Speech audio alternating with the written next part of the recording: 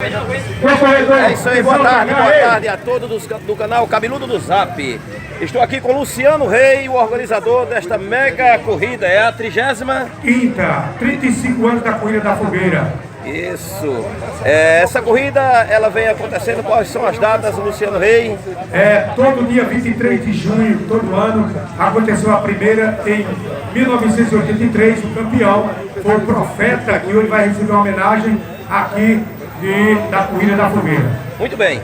Escuta só, aí você vai curtir essa mega 35ª Corrida da Fogueira com a organização de Luciano Rei no canal Cabeludo do Zap, né?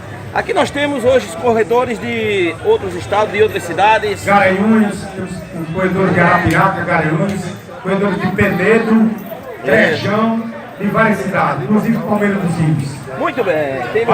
Tem mulheres também. Tem mulheres correndo. É isso aí, gente. E olha, aqui é o canal Cabeludo do Zap, junto com vocês aqui, participando aqui do aquecimento do início da corrida, né? Olha os corredores, vem pra cá, atenção os corredores de Penedo.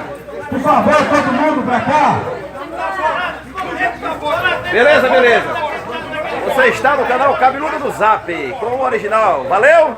Valeu, obrigado. Valeu!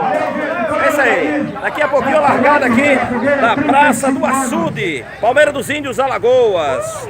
Isso você curte aqui junto comigo, junto com o Cabeludo do Zap, o original. Temos o original Anderson, o sonoplasta no carro de som. Aí é bom?